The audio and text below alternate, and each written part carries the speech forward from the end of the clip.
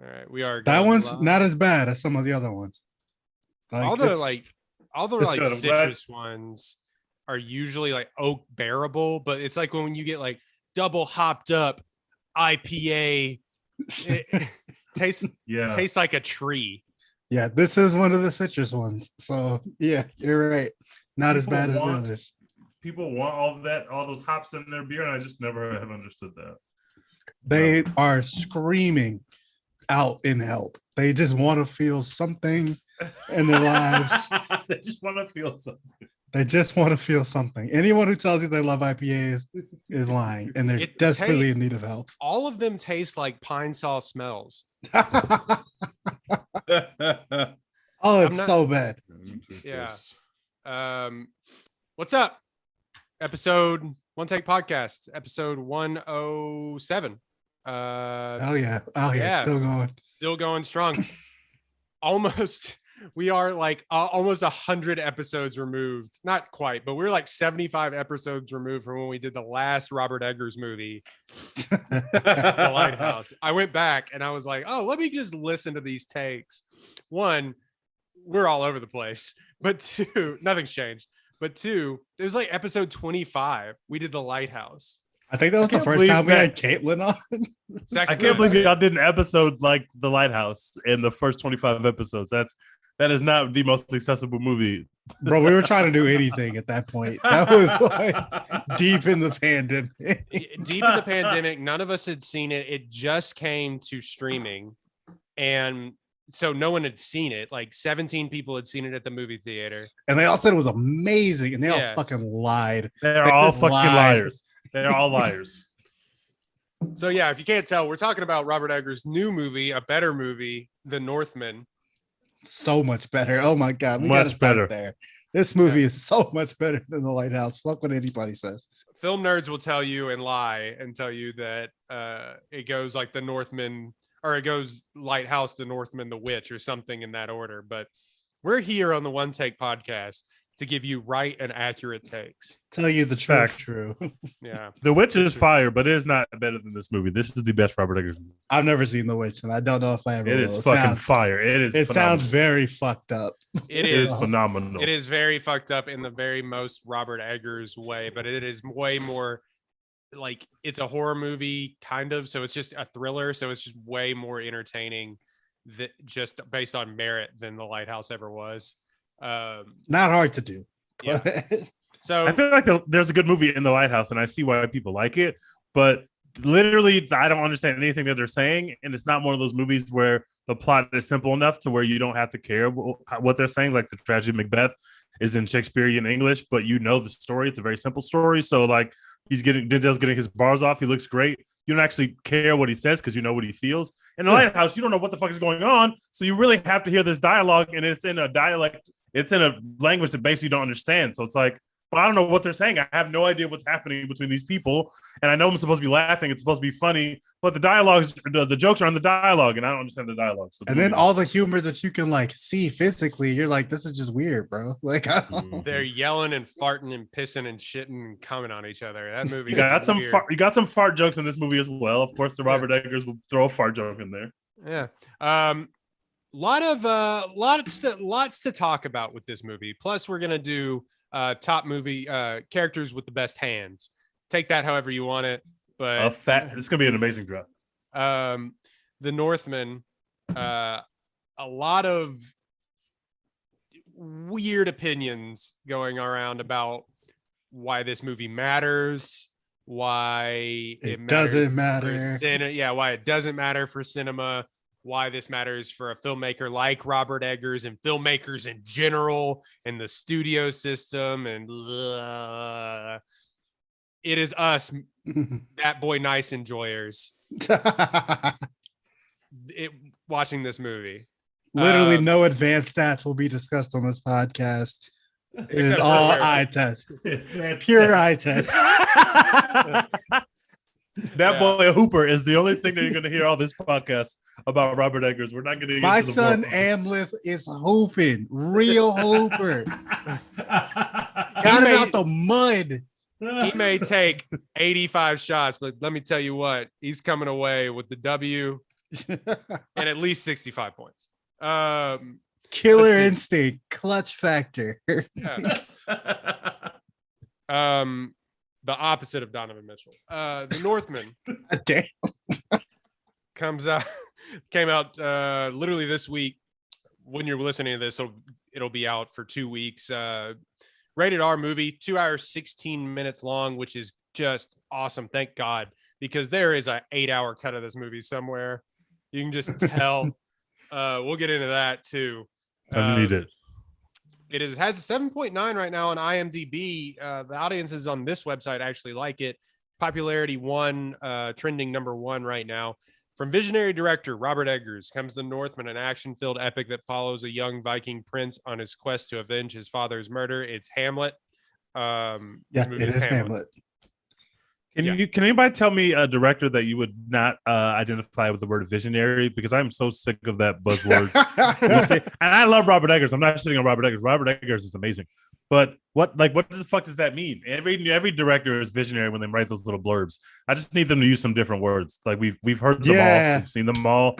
Let's just vary our language a little bit, guys. Like, come on, bros. I feel like this always happens with like just every genre of thing. Like I worked for a staffing company, and we're talking about like oil and gas companies all the time. So every oil and gas company is like a dynamic leader in the industry.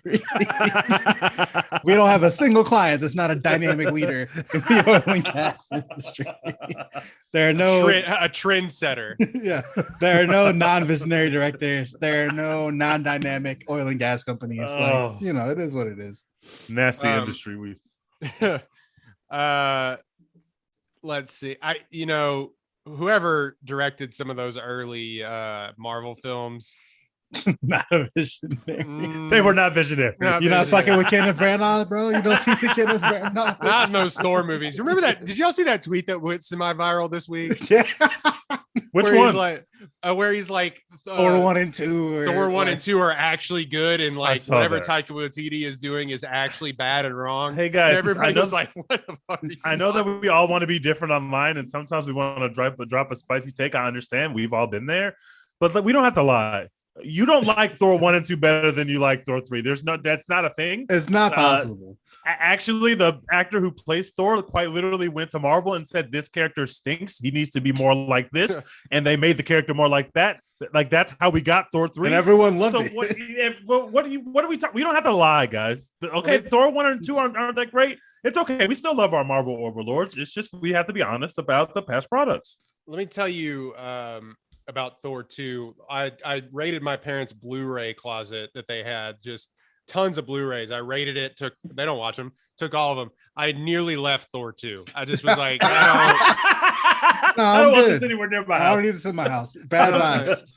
Like they don't have the original Thor, which okay, it's fine. But like it was Thor 2 Dark World. I was like, oh, what? Like this one? Yeah. Anyway, speaking of Vikings, the Northman. Yeah, speaking of Norse mythology. Yeah, Norse mythology. Has an 83 meta score, written and directed by Robert Eggers, also written by a man named Sean, who wrote y'all's favorite movie of last year, Lamb. I'm glad he didn't have too much of a hand in this film. You can tell. There was no lamb. This film was not lammy at all, which I am appreciative of. Tastes lammy. Didn't taste lammy at all. It stars a host of known people now. Alexander, not A-list stars, but Alexander Skarsgard, Nicole Kidman, who A-list in her own right. Klaus Bang, who is he's the villain, right? Yeah, well, he's the uncle. He plays Phil Nor the brotherless, which is an incredible name. Yes. Incredible name. By the way, Alexander Skarsgård plays a guy literally named Amleth, which is just Hamlet rewarded. Which is just LeBron James. This is who this film is about. He's built like LeBron James. This is LeBron James, Josh Allen. Like this is some shit over here. And I know that we do that a lot on this podcast, guys. We compare everything to sports, but this movie is actually sports. Like we didn't put this in here. They have a pregame there's like literally a pregame huddle. Like this is actually sports. We didn't do that to this movie. Robert Eggers did that to this movie. If you're a sports fan, you'll come out of this thinking like that was like a football game. Klaus Bang is a Danish actor who is known for a few things that have kind of crossed over to film nerds, mainly like The Square, and he was in another remake of The Girl with the Dragon Tattoo, but it also has Ethan Hawke, the God. He's in this movie for 5 minutes because he had to go film whatever Moon Knight is. That nonsense. We lost on that. We could have had him another 10 minutes into this film, and we would have been better off than having him. Again, there's a director's cut where he's like howling. You see his whole childhood basically. Yeah. You see like he's just hanging with dad for like 35 minutes. There's a cut of the movie, but that exists. There's definitely a cut of this film where like the Willem Dafoe thing happens on screen.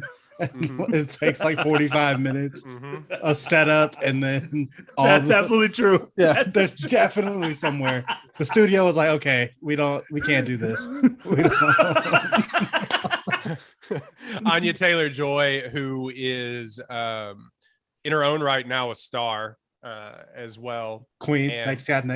Yep, and then this is the chess lady, right? This is the Yeah. chess lady, right? Okay. I knew this was the chess lady. Is chess hot? We all have that conversation. And then Willem Dafoe was in this movie for 5 minutes before he was contractually obligated to put Tom Holland through like 15 floors in a movie. And we won in that exchange. We did win in that exchange. We got that. That's one for them, one for me. This is Anya Taylor-Joy's second movie with Eggers, because she's also in The Witch. She's just one of the characters in The Witch. I found out that was her first film ever. Yep. I didn't realize that. She was the only one who didn't have a hard time on set. Everybody's like, well, he's so demanding. This is a very hard movie to shoot. And she was just like, I had a fucking great time. What are you guys talking about? I'm going to do it again. Sign me up. Let's see. So this movie, a lot has been made about, we talked about this last week at length about the box office compared to known IP and what that means in a post-pandemic world. It's kind of exhausting at this point, but we can't say enough. It does help when these movies make money. Like it just does. It has made 23 million worldwide on a budget of about Dex, you found 70 million. There was something that was reported 90 million. So after tax incentives, like 70 to 75 million. Overseas it did well when it opened, but it's made $12 million in its first weekend at the box office here. That's good for like third behind Sonic 2 in its second week and The Bad Guys, another animated film. And this is obviously a much larger endeavor than his past two movies, which if you have not seen them, guys, are very small. They're amazing, but like you could tell they're made independently, and they do not cost a lot of money. It's a lot of practical effects. They do not cost a lot of money. That is not why you come to see Robert Eggers' movie. So this is he's playing in a very different sport here by making a movie that's at least $70 million. That's very different for him. Yeah, The Lighthouse had like 3 sets that they used, and that was it. And then this is like all the money went towards the world. All the money went towards that amazing. Oh, you finally get to see inside the lighthouse. There are lights up here. That's where all that money went on the lighthouse. It was a whole budget. It was in mermaids. The lighthouse budget went to the lighthouse. This has an 89% critic score on IMDb, a 67% audience score, which is strange. I figured audiences would like this a lot more, but it's probably a bunch of people being like, this isn't what I signed up for Robert Eggers. But a bloody revenge epic and breathtaking visual marvel, the Northman finds filmmaker Robert Eggers expanding his scope without sacrificing any of his signature style. And I pretty much agree with that. Dex, me too. You had a good point on the in the group message about why this movie will probably make its money back. I kind of have faith that as more people, they said, oh, we put a lot of money into the budget of into the marketing of this, but it's also like not, I think Comcast owns Focus Features. So who does Comcast is WB? Is that Comcast? No, I think they're separate. Like, okay. Comcast is one of the other big. Yeah. I forget entities. I forget who Comcast owns, but Might be Focus NBC. Yeah, but Focus Features is sort of a quote unquote independent studio under that huge umbrella, but it's still a big studio. You said, so I have faith that like it will make its money back, but you said this is a good exercise in that you can't like immediately throw somebody up to the big leagues kind of. Like you can't. So Robert Eggers, like we mentioned, he's done 2 films before this, The Lighthouse and The Witch. Both are very small budget, like indie films made for like film nerds who are just like super into this shit. Like I think they made decent money for what their budget was, but it wasn't like anything crazy. You can't just take pluck someone from that and be like, okay, you've made all these niche art house movies. We're gonna give you a little bit more money, and we're gonna give you some B-list stars. We're not giving you Tom Cruise, not giving you Leo. We give you Alexander Skarsgård, and we're gonna get box office like blockbuster results. Like, no, it's not gonna happen like that. You like are either gonna have to give him way more money. Like, it's not a $150 million budget. It's not one of those things. Or you're gonna have to give him a-list star that's gonna put acid in seats.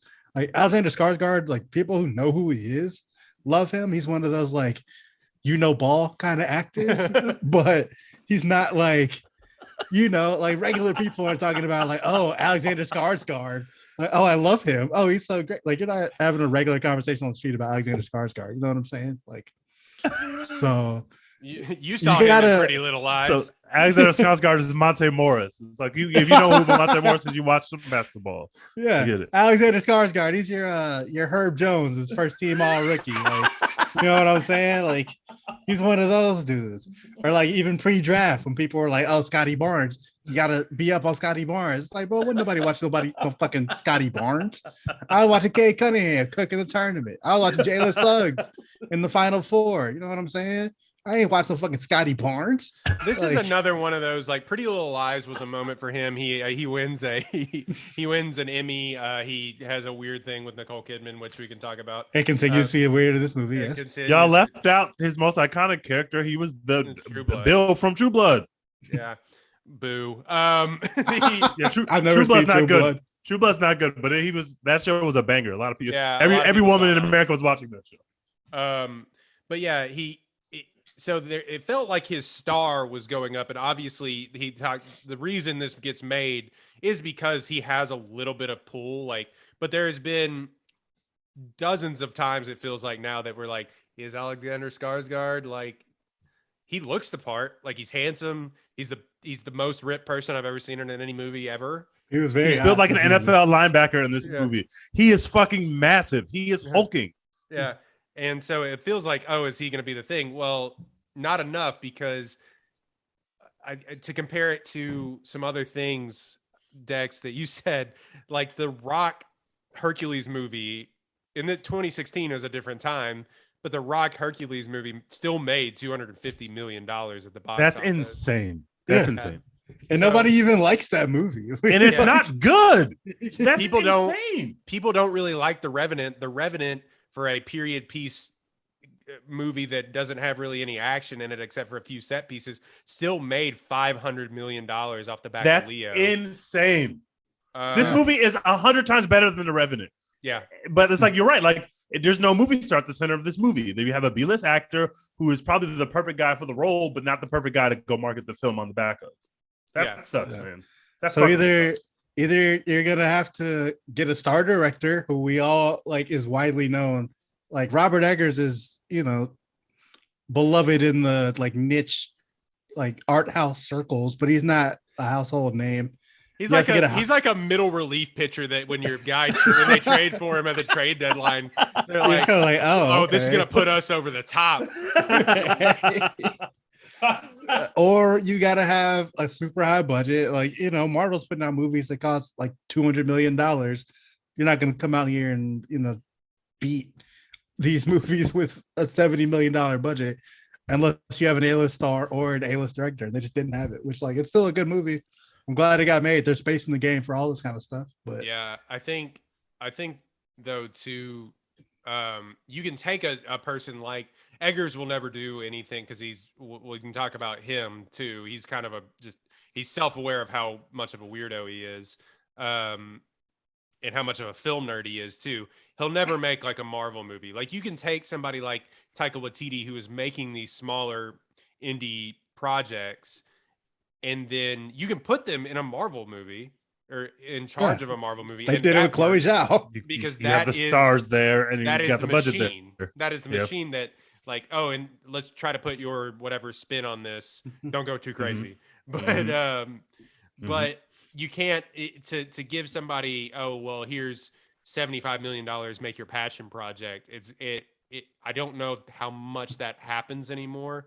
Like the last big year that we had that was like a decade ago in like 2012 when we had all these movies that felt like passion projects from these pretty acclaimed directors. Getting the Marvel like director spot, it's kind of like getting a Drake feature in rap. It's like, this is your moment to shine in front of the masses. Make a name for yourself. Yeah, don't fuck this up. Don't be McConan, be Lil Baby. You got on the Drake, you got on the Drake album. This is the most valuable real estate in music. Like everyone's going to listen to your shit right now. You can come out here and you can be like Skepta, or you can come out here, you can be like Lil Baby. You know what I'm saying? Like this is your time. Do something. Don't be McConan. Don't be Block Boy JB. Be the Migos. Yeah, be the Migos. Take it and run with it. And then go back and do your shit. We were talking about this at length, but I find it so fascinating, this whole conversation. And it's almost like a completely separate podcast. But Tej, do you have anything else that you want to add to that? So I whenever we're doing this podcast, I always try to, we talk a lot. We care about the business of movies. We care about the way that movies are made, maybe more than somebody who just wants to hear about the movie. But I do think that this is the most like the backing of this movie and the story of this movie actually really matters to your experience of the movie. So it's marketed. You see the trailer and it looks like, oh, they're Vikings. He's got to get revenge, but there's going to be like a big epic fight at the end. Probably like a war, probably like something that looks like a war, something that looks like Game of Thrones. And then you realize early on into this movie, this is really the story of like a very insular family, because not to spoil the movie, but the character has a kingdom, which is taken from him when his dad is killed. That's what he has to avenge. But the kingdom isn't even Lion King. This movie is it's the same thing. But except for in the Lion King, the kingdom is actually still up for grabs. Like when Simba kills Scar, he's going to be king. In this movie, they tell you early on the guy that killed the king is not the king anymore. So now it's really just a straight revenge story. It's not about I have to get my home back. I have to save my people like Simba. It's literally just boiled down to the only thing that will drive me here is revenge. And it's like that part of it is so cool because you market this as you're going to see the Super Bowl. This is going to be a blockbuster, but really this is a Robert Eggers movie through and through. It is small in its scope. It zooms in on some very, very dark shit. And in the first couple, literally the first couple scenes of this movie, you realize you're watching a Robert Eggers movie. It's the same style. It's the same way that he presents his movies. So you're already, okay, we were scared of the studio interference thing, or maybe we were scared of not enough studio interference because he was saying how hard the process has been because his movies have been so small. There's really no oversight to what he's going to make. He goes and he makes the movie he wants to make, and then they distribute the movie. Yes, they're not testing it for audiences. It's weird and super creepy. Like I can't show you parts of this. I have to show you this as a whole. So obviously this is a new experience for him to be able to make a movie where you're having oversight at different steps. Hey, we want to know what this is like. So that scared me a bit. But obviously we will never know how much of this movie is his movie. But to me, it felt like an extremely very Robert Eggers movie. Just somebody gave him more money. The movie is about revenge on the surface, but really it's a story about fate. It's a story about what your fate is, about seeing these signposts in the universe or in the world or through religion that things are about to happen to you. And that's what the whole movie is about. And not only the main characters experiencing it, so is the side characters. So is the quote unquote villain. All of a sudden you realize maybe there is no quote unquote villain of this story because the way that our character sees the world isn't actually the way that the world is, but he's already on the train to fate. And the movie is really about everybody seeing their fates in different ways and reacting to it in different ways. But on the surface of it, it's a Super Bowl. It is a big fight. It is athletics. There is a pregame huddle. there is an amazing one-shot sequence where they're doing a raid, which is you're so close to it, and it's in one shot. It's like this is all practical. There isn't a stunt person that I couldn't see a stunt person. Like, this is Skarsgard doing all this shit. He's actually climbing buildings with an axe and just getting up and just being swole and beating it. Like, it is a sight to behold. So there is that action part of it there, to where it's like, if you came to see a blockbuster, I'll show you a fucking blockbuster. But the other half of the movie is just weird Robert Eggers putting people in weird costumes and reading them their fate in really weird tones or really weird language, and it's gonna look like a ghost. Religiosity and like they're gonna linger on a dead body for a little bit too long. Like, this is how Robert Eggers makes his movies, and he loves making people bark like dogs. That's just his shit. Oh, he loves animals. There's always animals involved. Like, so there's a lot of this that is like, okay, Robert Eggers got to actually make his movie, but a blockbuster version of that, which is just a cool science experiment. But maybe Dex is right. If you don't have the movie star, and this is not IP, even though it's the most original story of all time, it's the oldest story that we as humans know, right? Like, this is one of the oldest stories ever, just repurposed in another way. But it's not IP. It's not recognizable IP. We don't have the best movie star, but this person is probably who else is that big? So like, he's not only tall, he is swole as hell. Like, I mean, he looks like Brian Urlacher. He looks like a literal Viking. It is. It's insane. And also, Robert Eggers is always into this very just so he wants to be as real as he can possibly be. So in the way that these certain customs are happening behind it, and the way that this stuff looks, all of the research and all of the stuff is going into, I want this to be as historically accurate as I can possibly make it, and to the point where it gets very annoying for people to deal with in the movie studios and on the cast. He's not an easy director to work for because he's very demanding. He wants to get the movie that he has in his head onto the screen. So like, he's a very demanding director, but it really did feel like he got his actual vision in a blockbuster way, which was just the coolest thing in the world for me to see. And do you want to give it a letter grade? Because that felt like a review, but do you have anything else?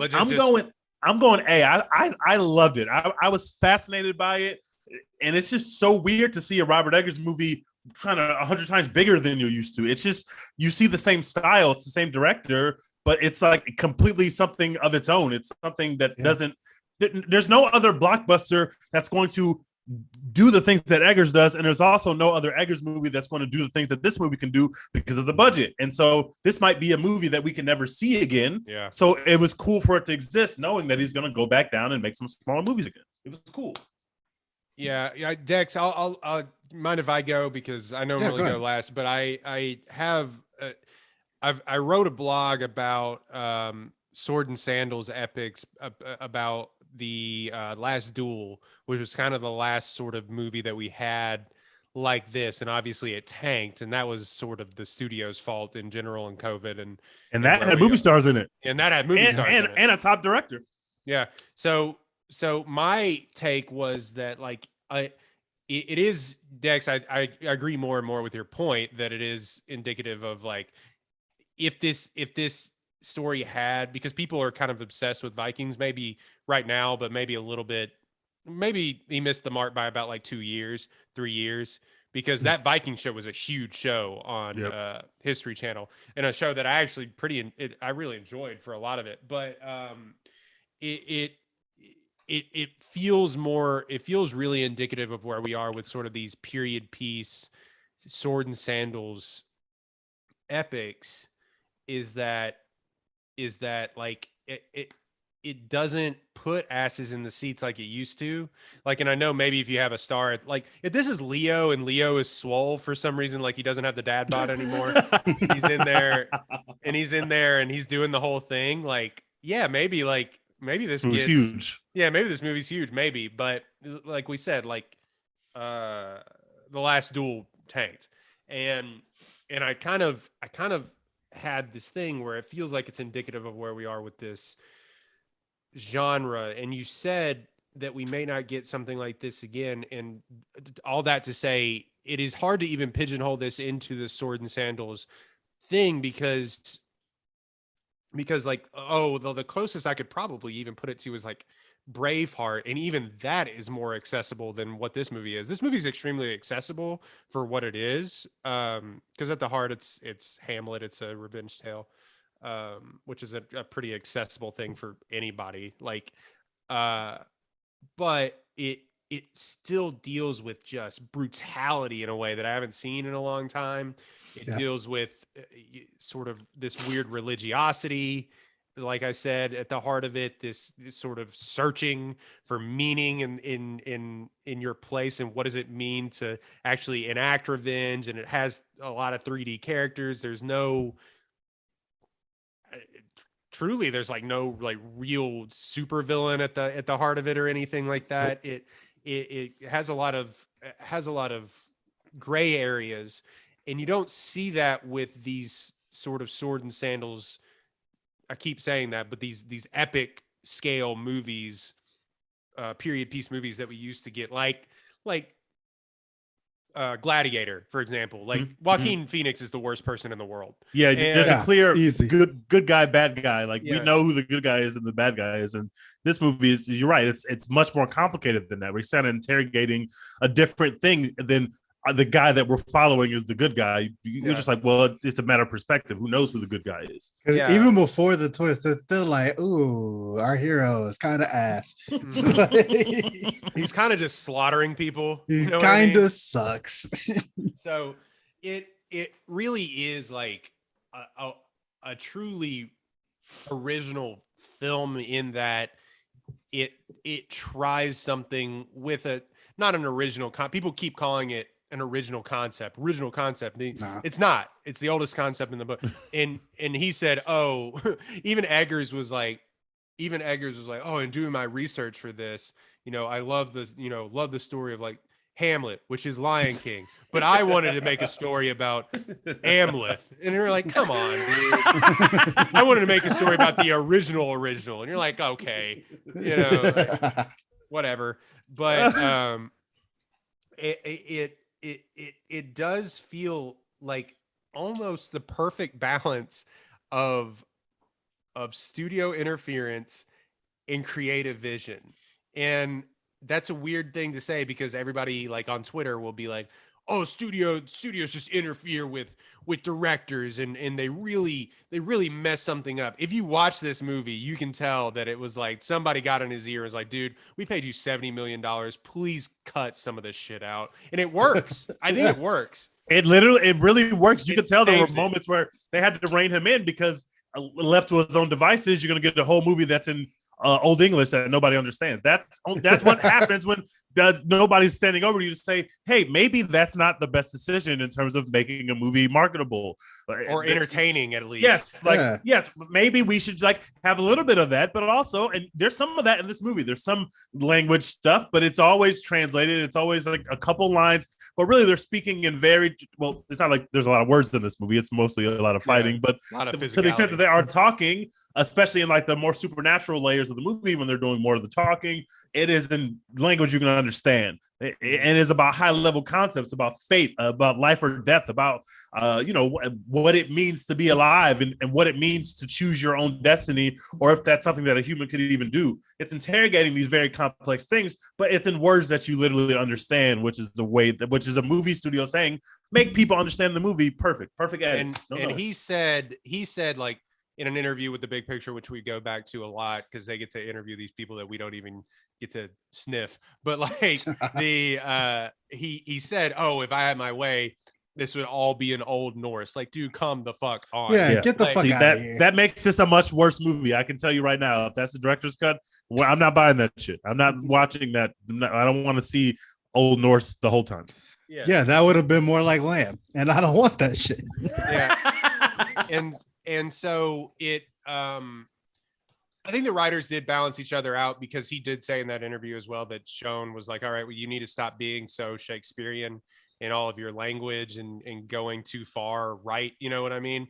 And they kind of reeled it back into the middle. But you can see, we talk about the seam on this podcast, seeing the seams of where cuts and things were made. You can tell that like he definitely didn't have final cut of this movie.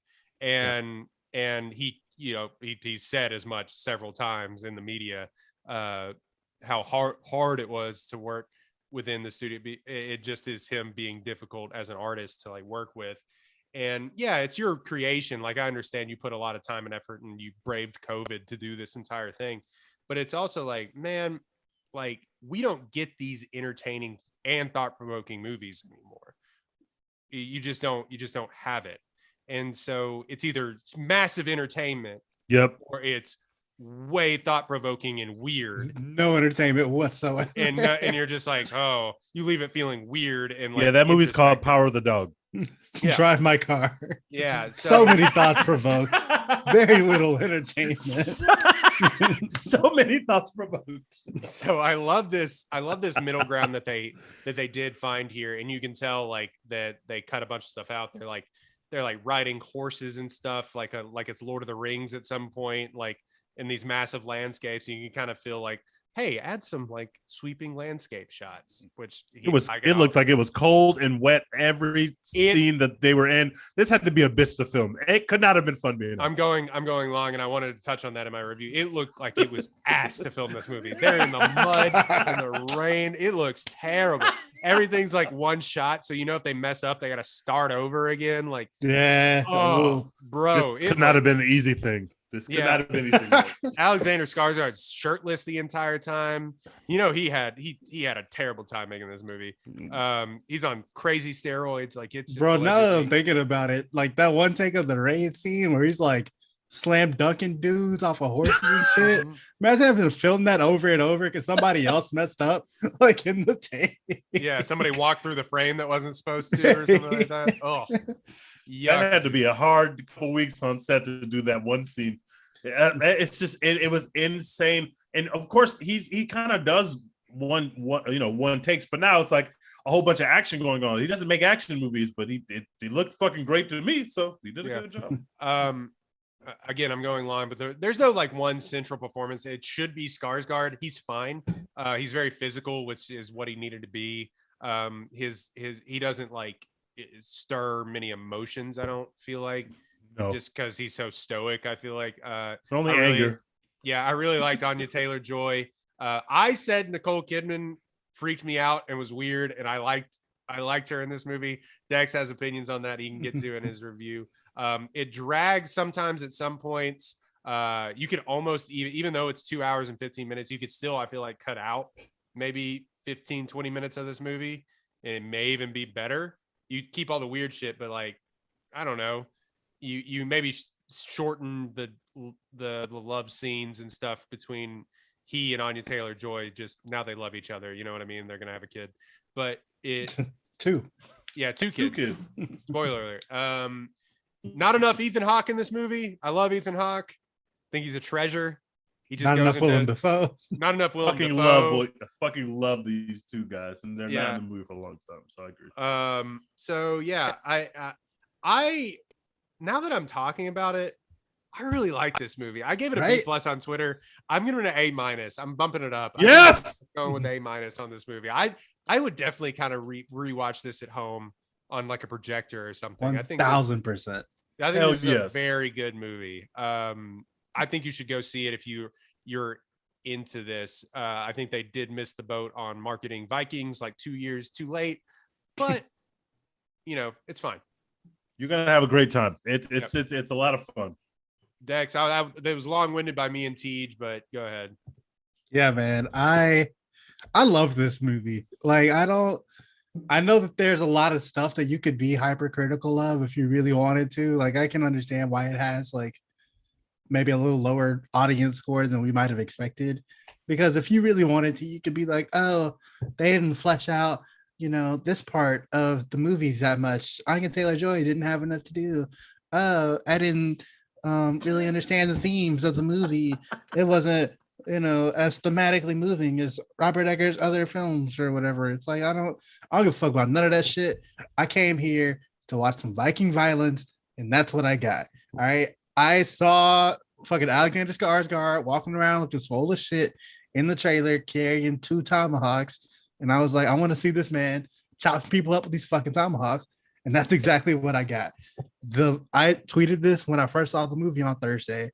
If you came for some Viking vibes, the vibes are immaculate from start to finish. You're just like, oh shit, this is some dope ass like Viking shit that feels very real, very lived in.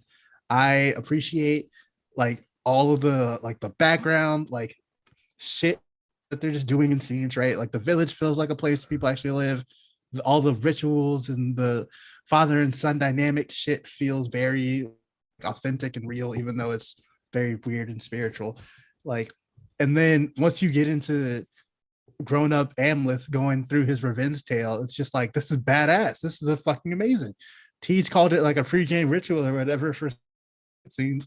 I was like in that shit, man. Like they're gonna have to play that. They're gonna play that at like every college football game in the country. Ever. Yeah, they're just if they don't play that at Vikings games. Yeah, the Minnesota Vikings have so much material now. They just won in the content game. They can play that before every game. The drums are going crazy. The dudes are literally turning into animals. It's just insane. I was just about to say that the drums in this movie are nuts. I saw this in Dolby. So, you know, they have like the enhanced sound and like alongside the better screen and all that shit. But like the drums in this movie, like grab you by the shoulders and shake you when you're watching this in Dolby. I was literally sitting there like doing little Wakanda shoulders, like as these drum beats are going off. Like all the like with all the fight scenes, with all the like pre-fight scenes, I was just hyped as shit. And then this is not a spoiler because it's in like trailers and like gifs and stuff that have been about this movie for months now. But my man caught a spear in midair, turned, threw it back, and then went and climbed a wall with an axe and started killing people. I was like, I am so fucking in. All in a oneer. So he had to do that. And then like, do the rest of the scene. Yeah, no cuts, nothing. That feels like something that when I saw the trailer, I was like, probably didn't want to see that in the trailer. That's like too cool. That is the most tame thing that happens in that scene. It is cool as shit, but it is literally the beginning, and it's like the rest of the scene. I'm like, oh shit! Yeah, that's like the inciting incident. Yeah, it's not like that shit happened in the middle of this fight scene. That is what started this fight scene, and then just took it up from there. But yeah, I love this movie. This is a little bit of an elevated like superhero film. Because watching Amleth do all this shit, like this is a superhero that we are witnessing, right? Like he's got. I mean, he literally goes and gets like a mystical spoiler, like a mystical blade, like to. Yeah, he has. Okay, he's an orphan now. He's an orphan now. His family got killed in front of him and taken from him. He went off to like raise himself basically in the wilderness and become the world's greatest fighter. Wait, is he Batman? Basically. He goes on a mythical, like a side quest to get the mythical weapon that only the Word of Thee can wield. Side quest. Yeah. And then after that, he just spends the rest of his life just exacting vengeance on people and fucking people up. He beat the shit out of these, man. I loved every fucking moment of it. For like 2 hours, I was just sitting in the theater, just internally being like, beat his ass! Beat his ass, and he did it every fucking time. Expose him. This man put up Wilt Chamberlain numbers like in every single fight scene. It was just so dope, man. Like, you know, we talked a lot about Everything Everywhere All at Once last episode, and we were like, you know, it teaches you a lot about like the human condition and like, you know, the will to live and all this other stuff, which is phenomenal. I wrote about that in my review of that movie. Like that's what makes movies like truly good, is that like they teach you something about the human condition or whatever. This movie doesn't really do that so much, but it's so much fucking fun just watching Alexander Skarsgård beat the fuck out of these people, like in so many different ways. He's doing it with swords, he's doing it with axes, he's doing it with his bare hands, he's doing it with headbutts. Like it's just so many fucking ways to kill people, and it's all amazing. And the score, the cinematography, the acting, all of it just kind of like keeps you locked into those moments while like all this dope ass violence is happening. This is an A for me. I love this movie, and I'm gonna go see it again probably. I really love the spiritual aspects of like, so obviously we know the revenge stories on the surface, but on the subsurface, it is more of like he is showing up, and he is the fate of all these people. They show up at this village that they're going to raid, and he is their fate. He's basically their Grim Reaper.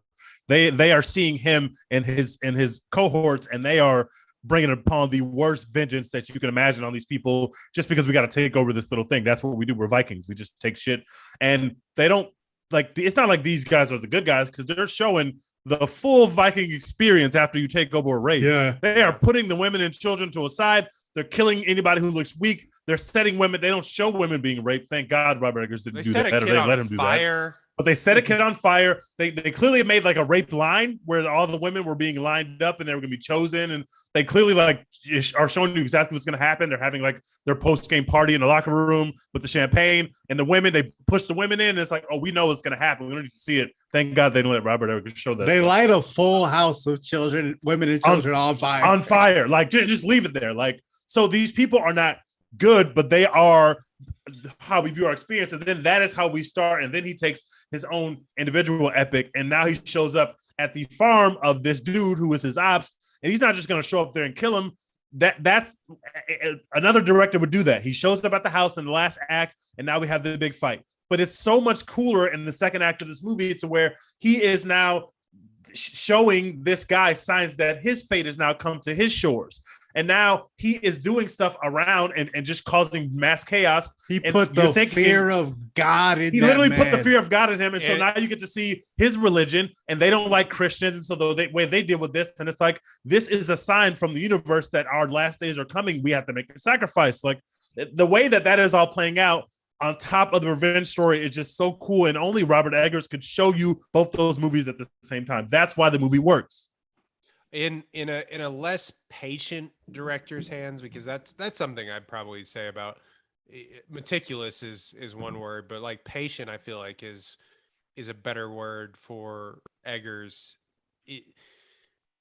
This like Ridley Scott is a good example of somebody that works within the studio system and makes big movies that are really good. And like in the hands of Ridley Scott, and I don't want to talk ill of a literal legend, but like he has Amleth go and gain friends and they form merry band of brothers. Yeah, they form this thing, and then they go and attack the village, or he sways the group that he's already with that like, oh, there's riches and things in them their hills. Yeah, there's a slave uprising together. Yeah. And here it's like it tortures and it becomes sort of this psychological torture, of these people instead of immediately killing him. And sometimes he has performance anxiety and can't get his sword up and can't. That's a little he couldn't get his sword out. Happens to the best of us, Amleth. He had too much to drink that night, didn't get enough sleep. Happens. But in the hands of a bigger director or a less patient director, a more maximalist director, that I feel like this is a different sort of there's big huge battles or large scale. I mean, there's one large scale battle, but they're like there's even larger scale battle, where they're like riding at each other on horseback and like there's chaos and everything else. Now here there's chaos, but it's separated. You know what I mean? It's like more psychological and spiritual. And these people are thinking that there are signs from the universe that's showing them that they are their fate. And it's like, no, this is just this guy. He said he's bringing nightmares. Like I'm going to give them nightmares first. I'm not just going to go and show up. I'm on LeBron James. I can drop 55 at any time. But first, I'm going to do some weird shit. I'm going to give them some weird mushrooms, before the game, so that the crowd's heckling them, and they will be scared of the crowd heckling them because they got some mushrooms in their system. Like he is going for the full experience of breaking you down mentally before we even step foot in this volcano where now I got to kill you. Like he went full LeBronto on him. Like I'm gonna give you just every like turn around, fade away from 30 feet away just because I can, and you can't do shit about it. It feels like when you remember when Ed Reed was the best football player ever. Yes, I remember that. And he would just kind of like stalk around, and all of a sudden boom, like 100-yard interception return. Or he would come over the middle and then lay somebody out, and they're like, where the fuck did Ed Reed come from? That's where they showed the replay. He was literally on the other side of the field and somehow just knew, oh, I got to get to the other side. And he somehow beat Have you seen that, that Peyton Manning tell that story about how like he saw tape of Ed Reed doing something. And so he was like, oh, I'm gonna fuck him up. I'm gonna do this thing because I know he's gonna do that thing. And then Ed Reed like picked him off, and Ed Reed was like, I knew you would watch tape of me doing that other thing. So I did the opposite thing. That's what Hamlet was like. Hamlet was just in the huddle with Anya Taylor-Joy, like, oh, I know they're expecting for me to pull up and just fucking just murk them. But nah, we're gonna wait. Yeah, we're gonna wait. He literally allowed himself to be placed into literal slavery just in order to get back his ops. He is the slave of his ops just to play the bigger game and ruin his ops life and then kill his ops. Like that is the plot of the second and third act of this movie. And it plays out in the most Robert Eggers fashion. It is beautifully shot. It is extremely scary. It is very tense, and it is unflinching in what it's going to show you in these moments. But it's like it's such a cool concept to have a Robert Eggers type director who is a douchebag but has an eye that you just cannot deny. Putting this story through the filter of his eye is just the coolest thing I've ever seen in a movie screen. It was weird. So much fun. It's weird because he's super self-aware of how super douchey he comes out. Like, and I hate talking ill about a bunch of directors that hopefully one day will come on this podcast. But he's super self-aware about where being a weirdo. Being a weirdo, yeah. Like a lot of people will be like, like Jared Leto or something isn't super weird about, or like he is like he does. He's not in on the joke. He doesn't. No, understand. he's not in on the joke, and but like Eggers is like, yeah, I like films from like John Cassavetes and Ingmar Bergman and painters that you haven't heard of and shit like that. Like he knows he's better than you in the art space, but like but at least he knows it. You know what I mean? He literally said he's not going to make a movie in contemporary times. They were like, are you ever going to do that? He was just like, no. What? No. I don't make those. There are hundreds of directors making those. I make movies that are set in 800 AD. Thank you so much. I don't like y'all like that. Why would I make a movie about There's gonna be no iPhones in the Robert Eggers movies. Ever. That's not gonna happen. There may not be a phone in a Robert Eggers movie. There's gonna be no technology at all except for fire in the wheel. Basically, that's all you got.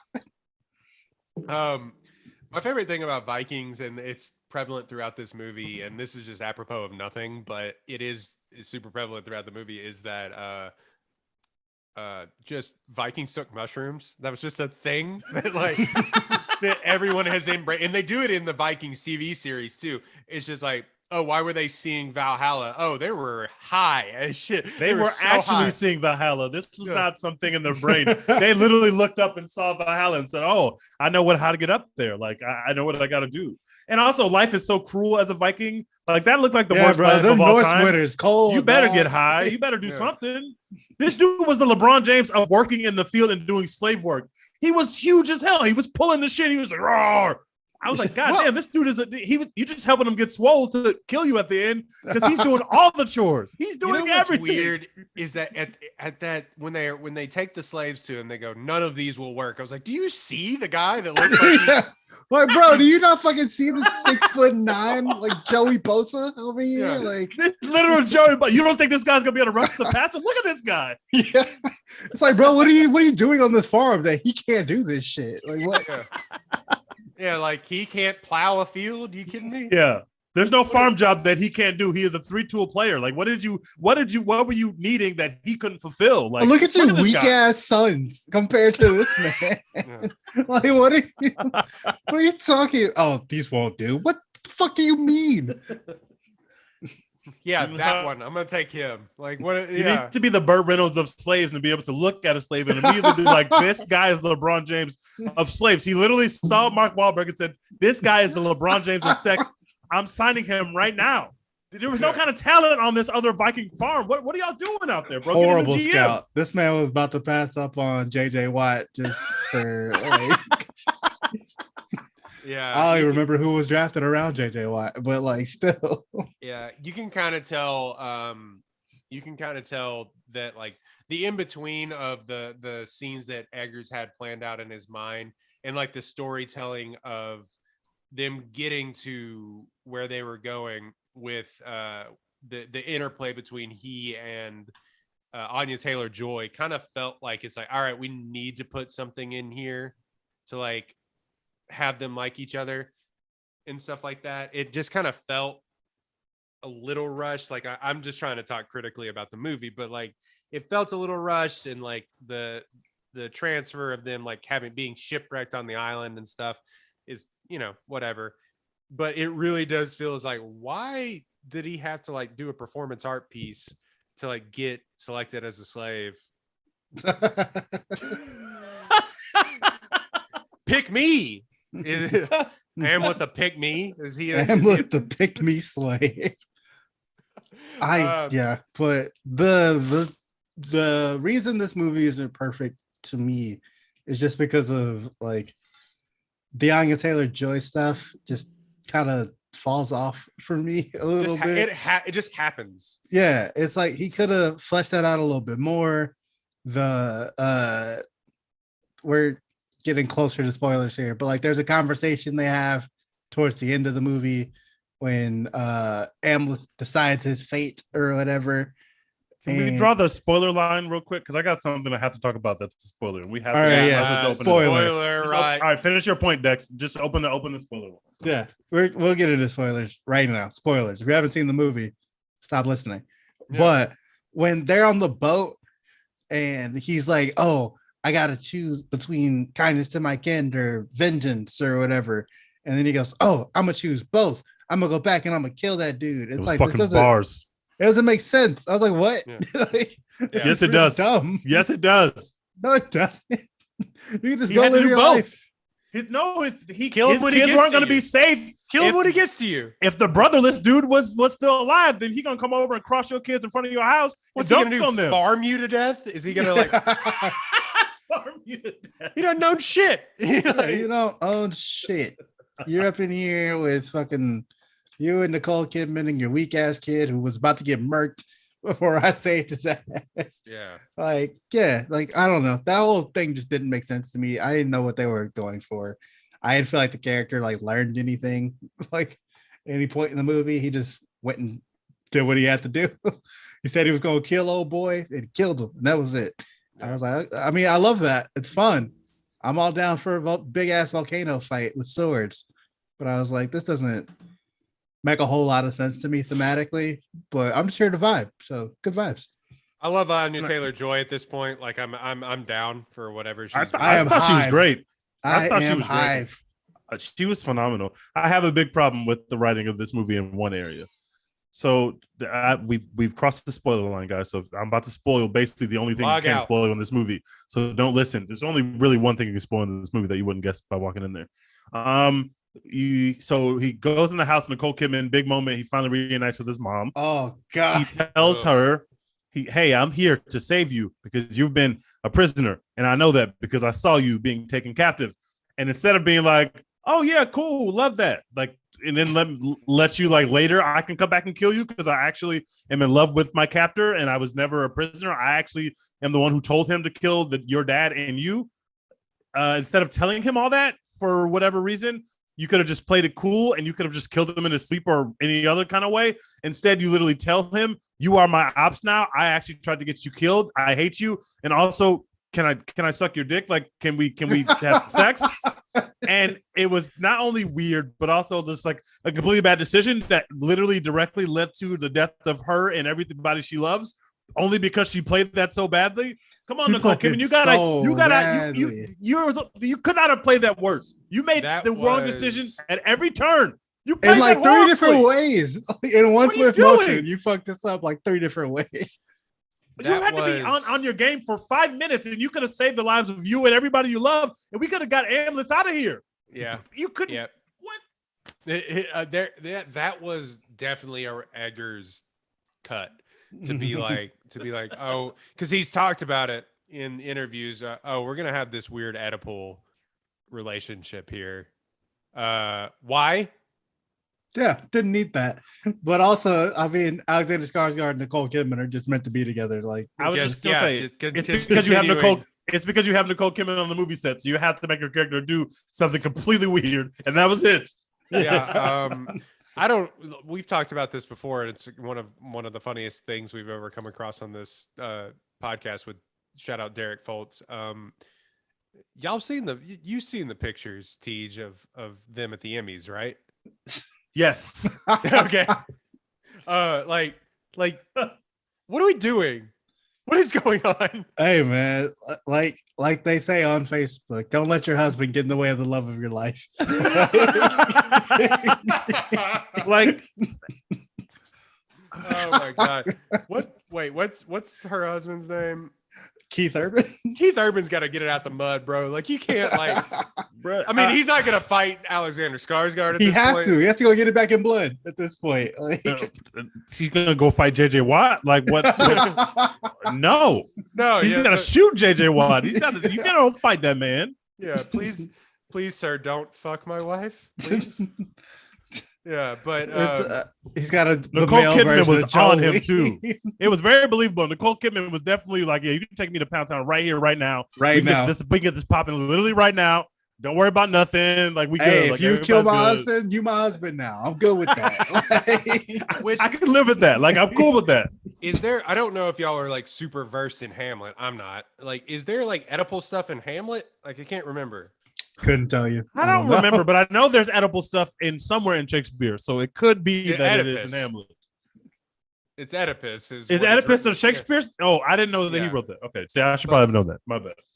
But it like, I don't know, man. I just that like Dex, you have the thing that you said that she's bad in this movie. Come on, Dex. What is that about?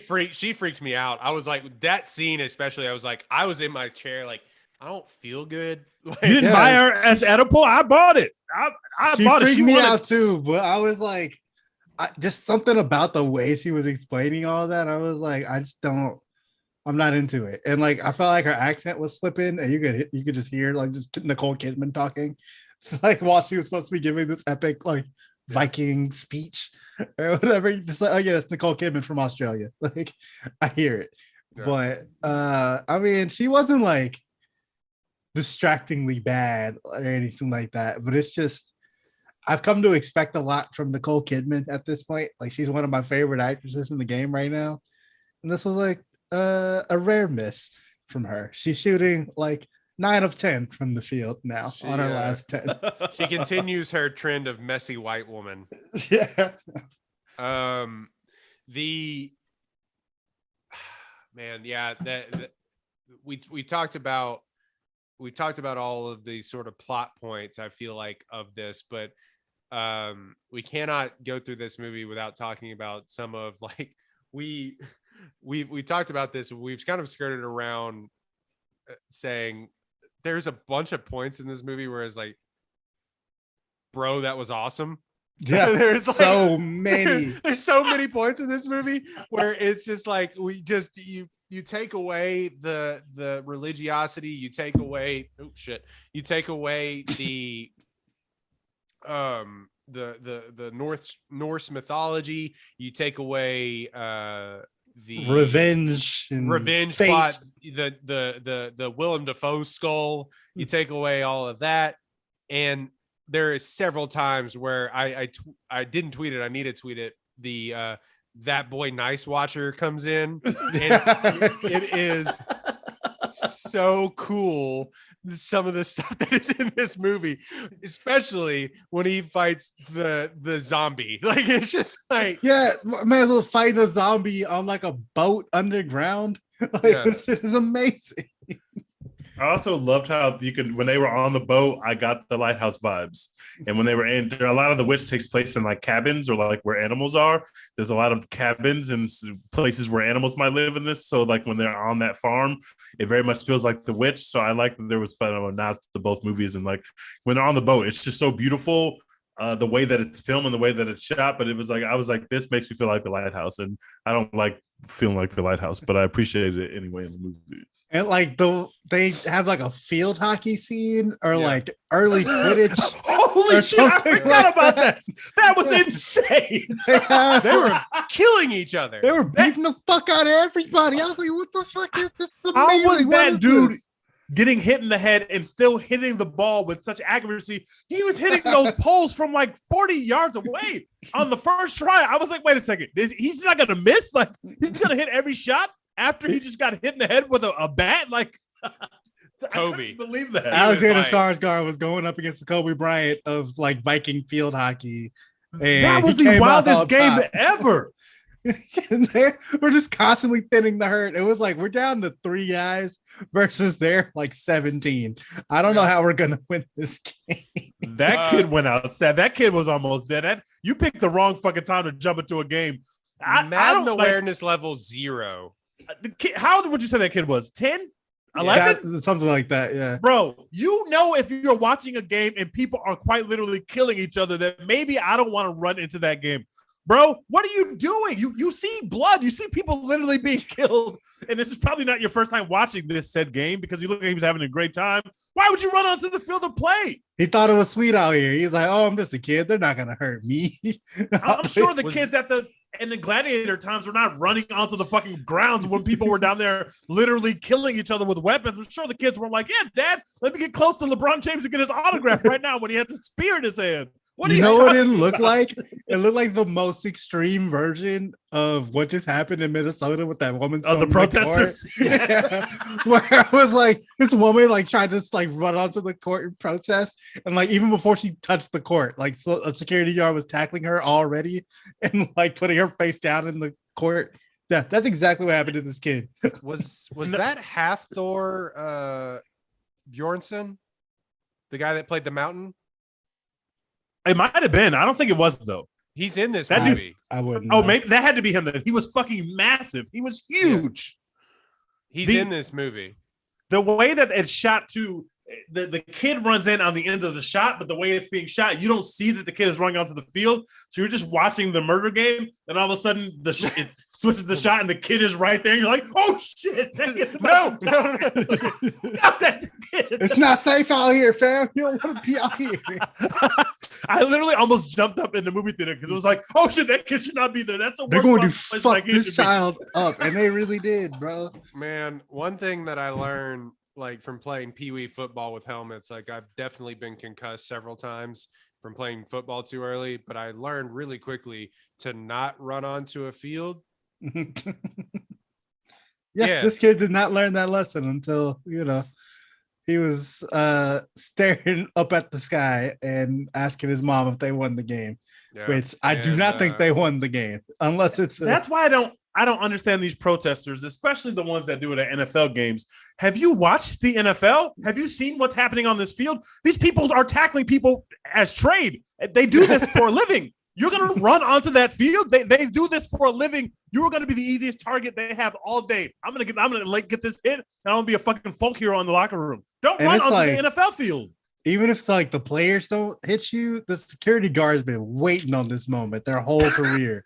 Dude, like this is what they talk about on their breaks. Like I've been waiting, baby. I've been waiting. This is like they're waiting for the day that they get to tackle somebody on live TV. This is the highlight of their job. They will never forget about it. It is their Super Bowl. Don't give them the moment. You're going to get exposed out there, lady. Come on, Kathy, Betty. Don't get out there. Sit your ass in the ground, please. There's a better way for you to get off your protest about chicken farms or whatever you're mad about. I promise. You do not have the sideways movement speed to be able to evade Tyrone, who's been practicing for this moment for 2 years now as he's had this job. He's been waiting for this. They're sitting in the break room on TikTok just watching security guards tackle other people. There's a security guard just doing the hand drills, just tackling dummy. Yeah, tackling, just shooting the hand.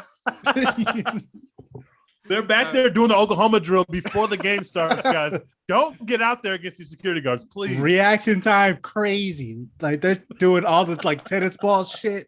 Like, oh my god. They're juggling the tennis balls like in Miracle. They're just like but yeah, also, is this game like Quidditch where there's just an unrelated thing happening where you can win the game? Like, can you just kill all your opponents and then you win no matter what the score is? It seems like it because he headbutted him to death. Dude, that man is dead. It is a wrap for him. You think the other tribesman's like, your slave killed my slave? He murdered him. That was my biggest slave. Like, he did all of our work. For a quick second when the game first started and I saw they were like going to hit the ball against the sticks, I was like, oh, I thought this was going to be a death match, but this is just going to be a game. And then the first guy got like hit a little bit too hard. And I was like, wait, that guy's probably dead. And it was like, oh shit, everybody's died. Everybody's dying. They have a shot. They have a wide shot of like the bodies stacked up in a row. Dude, the first thing where he swings, he hit that harder than Babe, like more accurate than Babe Ruth. Like he just like it had a curve to it. I was like, what the fuck? This guy's fucking incredible. And we don't even acknowledge that part of his talent because everybody else is dead. Wait, are we saying this needs to be a sport? We've talked about this for 15 minutes. Does this need to be a sport? Low key. Like if this was during the pandemic, I would have bet money on this. It was like rugby meets lacrosse meets wiffle ball. Like it's a hardcore match. Meets a hardcore. People were getting bludgeoned. It was fucking WCW. Like this shit was. This is some ESPN2 shit for sure. Oh Easy yeah, money. I'd watch this midday for sure. Yeah. So the other like we talked about him fighting, maybe not fighting where it's like, oh, it was all in his mind. Fighting the zombie thing, which was incredible. It was great. Amazing. When he took the stick from him and he like woke up, I was like, oh shit, I don't want to fight this thing. I knew it was gonna happen as soon as I was like, oh, they're gonna fight, which is funny in the middle of this. Like, it feels like it's going to be a straightforward revenge thing. Of course, there's like weird Willem Dafoe mushroom talk going on throughout it, but there's like Bjorn talk or Bjork or whatever her name is. Oh, I forgot to mention Bjork is in this movie. Yeah, her. Yeah, he's the first prophet thing. That he plays the first prophet that tells him like, remember the fates and remember the destiny. Yeah, she was actually pretty good. It's hard to understand her, but she was awesome. I didn't know Bjork was like near 60. I didn't know that. Okay. Sounds about right. But yeah, her return to movies for the first time in a long time. But yeah, she's haunting. But we talked about the zombie fight. The last thing that I want to mention, of course, this movie isn't completely brutal. Like he crucifies like some people and stuff like that. But some of the kills in this movie are nuts. The volcano lava fight is the coolest thing I've ever seen on screen. That was so fucking so cool. Dope. Yo, that is studio interference. No, that is studio, and yes, it is. There's no way that Robert Eggers wanted this movie to end in a fight in a fucking volcano when he said the gates of hell. It was probably some metaphor for hell. And then the studio was like, why don't we just make it actually a volcano? Make it the volcano. that had to be a studio decision. But it was fucking the right one because it was amazing. It was so dope. What about volcano? What do you feel about that? And he was like, I guess. And something like, about he's like, no, it's supposed to be a metaphor. They're like, yeah, but what if it was actually in a volcano? And it was cool. It was dope as hell. I'm glad that whoever did that, thank you, studio. That was the right way to end the movie. I was. It was so fucking dope. I wish it went on for longer. Why didn't it go on for longer? Yeah, that's one of the few things in this movie where I'm like, yeah, they could have extended the runtime for that. Give me more. They could have made this. They could have made this the Revenge of the Sith between Anakin and Obi-Wan. Like that move. That scene's like 15 minutes long. This is like 5 minutes probably. Yeah, that shit was so fucking dope, man. I don't know how you can go to this movie unless you're like, queasy about like violence and stuff like that, which understandable. Fair. But it's like, if you're not one of those people, I don't know how you can go to this movie and not enjoy it. Like, that shit was just so fucking dope, man. They're just naked for some reason. Why are we naked? Because we're in the gates of hell, baby. You can't take them with you. Yeah. So that was incredible. It is also the final scene of Lion King, by the way. But the other kill in this movie that I will never stop thinking about is when the weird like housekeeper lady is about to sacrifice the other chick. Holy shit! Yeah, and then Ambush pops up and sacrifices the dude, and then just like hog ties her and just leaves her there screaming or whatever. I was like, this is my man is putting up numbers. My favorite line from this movie. That scene is actually, there's several scenes, and I got to tell a story, an anecdote about my viewing experience of this, but that scene is particularly brutal because he chops off his dick and like lets it bleed down onto her hogtied, which is like, oh God. Very nasty. When he kills the first two soldiers at night, like all the action scenes basically take place at night. And we haven't talked about like the use of light in this movie. It's a very dark movie, like just literally, it's very dark. When he whispers to them, "You're the first. Don't worry, you're the first of many." That was fucking amazing. Yo, bars. That was the best line in this entire movie. When he opened the gate to the slaves and said, "Do with your freedom what you will," I was like, This guy's fucking incredible. This is this he's a king. King. Yeah, he said, "Don't worry, you're the first of many," or something like that. That was bars. That's the last thing they heard before they were dead. That was fucking bars. I don't even remember what he said, but like there was the dude who's like nose he cut off when he was a kid, and they killed him again. I was like, this is so fucking dumb. He said he's come back for the whole thing or something like that. Yeah, something like that. Oh, that was yes. Oh, he took part of your nose. He came back to claim the rest of it. That was, and then he stuck a sword all the way through his head and mouth and face area. Incredible. While this guy's like tripping balls on shrooms. Yeah, so fucking spike soup like the Titanic set. Anecdote about watching this movie. I go in this movie alone because Caitlin's working. Like she's not gonna want to watch this movie. But like going to it alone. Could you have brought her to this movie? Like if she was free? Would she have enjoyed this movie? That is a tough question because it is mostly dudes in this theater that when I go and see it. I don't know about y'all. This is a dudes rock movie. Yeah. But like it's more than that, but it kind of it tends that way. And Eggers is even aware of that, of how like weird like Viking culture is embraced by like right-wing people. That's a whole different thing. But like there is two guys who are obviously like longtime friends, and I sit down, I got my snacks, and I'm just ready to be a movie enjoyer by myself, which is the best way to enjoy a movie. Absolutely. And then I kind of look over, one of the guys has brought their 9-year-old son. So the entire time I'm watching this movie, I am concerned for what is happening to the mental well-being of the child. Can never go back. That became a man that day. That was a wild decision. That kid learned a lot about life that day. He became a man that day. What are you doing? Like, I'm not one to tell you like how to parent your kid, obviously, like, but man, don't do that. Like, what are we doing? What are we doing? Definitely hire a babysitter for this one. Yeah, like it was definitely like, oh, I got the kid for the day thing. Y'all want to go see this movie? Like, whatever. Vikings. We can bring him. Yeah, we can bring him. Man, they are like, there's like full frontal nudity in this. They're chopping off dicks. Like, I can tell the joys rubbing. There is a rape selection show in this movie. There's quite literally a rape draft in this movie, and somebody brought their 9-year-old kid there. What are we doing? Come on, parents of America. Oh my God. It was so weird. So the entire time I was like, is this kid going to be okay? He will be. Probably not. But like, no, he's not going to be okay.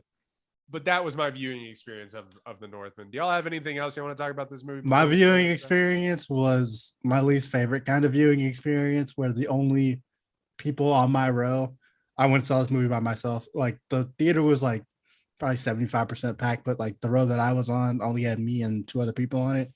They were a couple on a date, and you can tell they watched a lot of movies together, but at home. And so they were just talking to each other the entire time and like just saying plot points to each other. Like it was like, you know, oh, I'm so smart for figuring out that, oh, they showed that guy on camera, he's gonna come back. Oh, that guy's gonna die. oh, the thing's gonna move when he tries to pick up the sword. It's like, bro, this shit is so fucking obvious. Shut the fuck up. You're not at home. Like, if you want to watch movies like that, watch them at home. Damn it. Shut the fuck up. Right. No,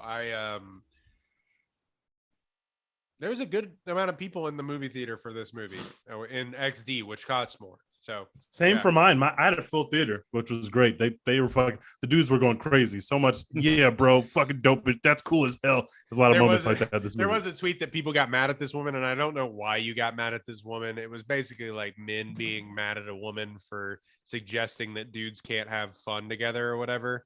But like, it wasn't it was a tweet that said, I walked into my screening of the Northman, and 5 guys walked down, sat in the front row. When it got done, they all high-fived and said, "Dude, that was awesome," which is like, yeah. But people were getting mad people were getting mad at her, and I'm just kind of like, no, that's accurate. I feel like it's pretty accurate. Yeah, we saw this movie, and all 3 of us came on here to gush about it and compare it to our favorite sports stars. Like, it's one of those movies. It is a very manly movie for sure, made for men. But every Robert Eggers movie is kind of, I guess, The Witch is not really manly. The Witch is sort of a feminist. But The Lighthouse is made for dudes for sure. Oh yeah. There's a lot of stuff we didn't get to in this movie. Again, not to push other people to a different podcast, but The Big Picture has a really in-depth review and conversation with Eggers if you're looking for like that sort of thing with this movie. The best I can compare it to, if you're looking for it, maybe Braveheart, but even then, this is way more weird than Braveheart, way more spiritual than Braveheart, and it may not make as much money because Mel Gibson was a superstar at that point. Which, Dex, I meant to say, Braveheart, and I was telling Tej before, Braveheart like made like only like 8 million in its opening weekend at the box office. Yeah, so. But it went on to make like 230 million. Them's is sort of actually a bigger budget too, but them's is like $1995. So, you know, what have you. Yeah, people are going at force. We're gonna do movie characters with the best hands. Swag draft. We haven't done draft in a while. Right after this ad break from Apollo Houston. All right. 1 second. Vamp for the YouTube viewers. Bros, hopefully y'all not here if y'all weren't supposed to have this movie spoiled, but please go see this film. I need this kind of hashtag real cinema to exist. Yes. I need this to exist. This is real cinema is back, baby. Robert Eggers, hi, we are here. Movies are so fucking back. I gotta get my charger. I'll be right back.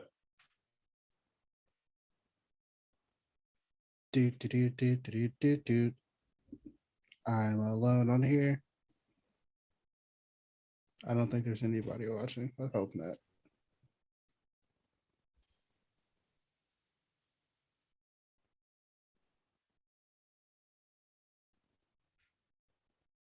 Big vibes.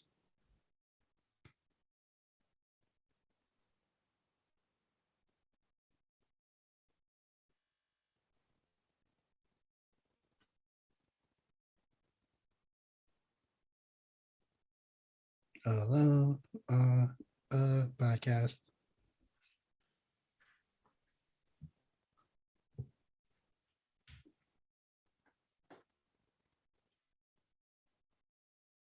So what's the deal with airplane food? Did you just go Seinfeld?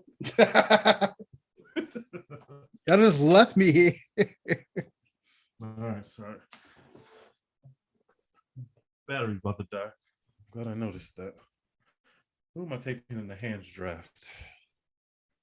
I really only know who I have for my first pick, and I don't know what I'm gonna do after that. So I got the hands rankings always in my head at all times.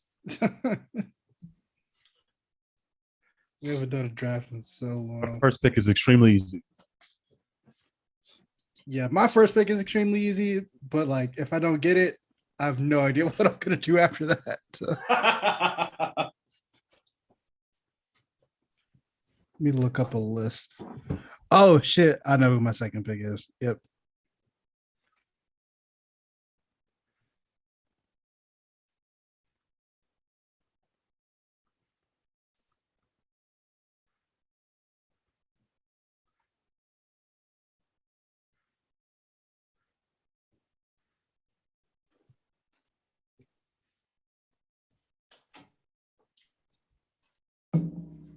Okay.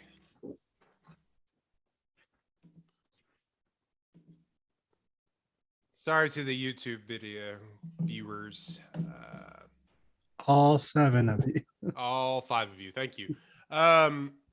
So movie characters with the best hands. I'm interested to see what we say for this. Basically, I think Dex meant movie characters who can fight. Yeah, that's what I meant. Who's got first pick? We're gonna go. Let's go Dex, Royd, and Tej. Thank God. I was just telling Teach I had no idea what I was gonna do. My I first didn't pick's get my going to be first there. pick. I'm not worried about it. Yeah, I'm gonna take Beatrix Kiddo from Kill Bill. Just Great choice. because she could not be stopped, could not be touched. She was giving it to everybody, every which way. The crazy 88, all of y'all. She's chopping off heads, she's plucking out eyes, she's swords, hands, guns, doesn't matter. She's cooking however you want it, whenever you want it. Yeah, untouchable, unfuckwittable. Beat everybody ass. Go for her. My first pick is Iko Uwais, or however you pronounce his name, from Yuta from the Raid. Oh, well, great one. He was giving everybody work. Everybody. Yeah. If you haven't seen those movies, just go on YouTube, watch the supercut. It's incredible. Those movies are so fun. Yeah, it is. They're some of the best action movies of the past decade. So yeah, from the Raid, Yuta from the Raid. My pick is Francis Ngannou from Jackass 3. No, he's Francis Ngannou. He is the greatest fighter in the history of film. Jackass 4, right? Jackass 4, whatever the most recent Jackass number is, Francis Ngannou is in that movie. He gives people real hands, real life, and I've seen it happen. And that's a bad man. That's my first pick. My second pick, I'm going with Neo. Neo gave Morpheus the hands on his 4th day on the job. It looked like Morpheus had been giving people hands for years and years and decades, and Neo just on one fight, basically they scored the same amount of points in a finals game. So I'm going with Neo. Neo can give you all kind of work. He can work with guns. He can work with his hands. He can kick. He learned kung fu in a millisecond, and he became that dude because everybody learns kung fu in a millisecond in that world. He was still beating the shit out of everybody. So I'm going with Neo. My next pick is one that people may not agree with, but I have seen these movies on FX a billion times. Jason Statham from the Transporter movies. Yeah, I don't even know his name in those movies. Jason Statham, Transporter movies. There's the 5 Transporter. Of those. The Transporter. The Transporter. Him. There are 5 of those movies. He's giving people the beats in every single one of them. Yeah, so Frank Martin, whatever. No one knows, but no one knows who that is. Yeah. So the Transporter from Transporter. All right, for my next pick, I'm gonna go with Maximus from Gladiator. Generational swag, generational athlete. Y'all saw it. We talked about it on this podcast. Unfuckwittable in the pit, bro. Nobody wanted to work. So yeah, I mean, just every single scene in that movie, he's going insane, just giving any and everybody the work equally. And then my next pick, I'm gonna go with. Wait, no, you pick second. You don't go back. No, he picked first. Yeah. Oh, he picked first. My bad. I'm gonna go with. I'm gonna play from the heart here. He had a little bit of a down period towards the end, but I'm gonna still go with T'Challa from the MCU. Swag. Because he gave, he came back. And then he gave Captain America the beats and Bucky the beats at the same damn time. True. He eventually got Killmonger. You know what I'm saying? It took him, got to go to OT with it, but he got him out of there. My man was beating everybody ass. So I'm going with T'Challa. My next pick is who do I want to go with? I want to go with Cal Drago from from Rocky IV. He literally killed a man with his hands. Yeah, yeah, he did. Couldn't kill Rocky, but he did kill a beloved movie character, which is the craziest thing that's ever happened on screen. So Man. yeah, I'm gonna go Khal Drago. Hands of Steel. I'm going with Lee from Enter the Dragon. Bruce Lee in Enter the Dragon. His character, he is beating up everybody in Enter the Dragon. That shit is phenomenal. And after that, I'm gonna be cheap and go with Bruce Leroy from The Last Dragon, which is just a black version of the same concept from every Bruce Lee movie. But he was giving everybody the hands. He gave Shonen off the hands. He caught a bullet with his teeth. What more do you want? This is a 3-2 athlete. He can give you everything. He was giving people all kind of work, and he was a nice guy about it. He was trying not to do it. He was trying to convince people not to fight him. But when the fight started, he was giving people the hands. He got the girl in the end. Bruce Leroy is the greatest of all time. For my final pick for best hands draft, I'm going with J.P. Pruitt, David Duchovny from Zoolander. I don't remember him fighting. Does he fight? No, he's literally a hand model. Oh. I get it now. I get it. I'll allow it. That's I'm going fine. with that. J.P. Pruitt from my other pick was Edward Scissorhands, but I feel like this one's more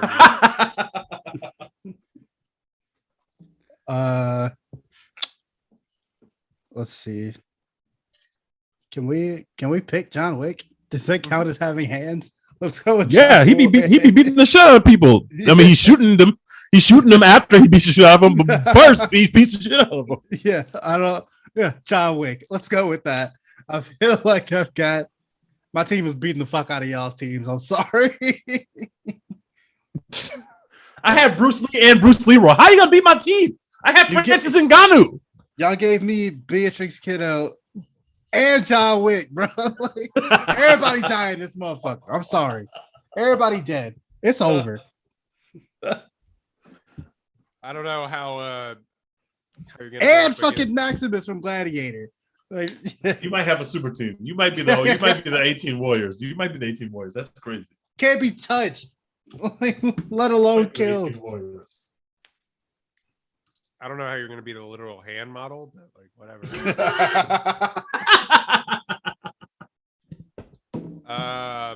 Yeah, so that has been our best hands draft. Just good to get back in the swing of things with some drafts every now and again. We're kind of phasing them out, bringing them back every now and again, but just depends on if we have a funny one that we like to do.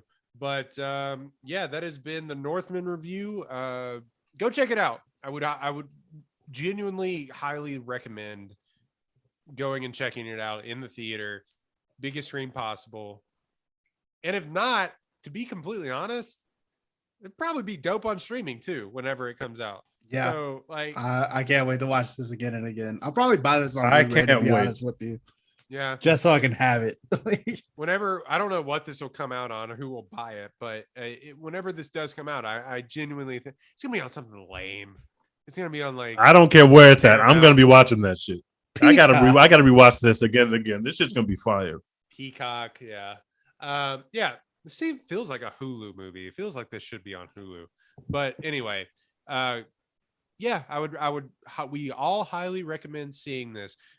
Go to Stay the tuned. movies and see something. See this things. month. There are multiple properties out this month. Y'all saw Unbearable Weight of Massive Talent.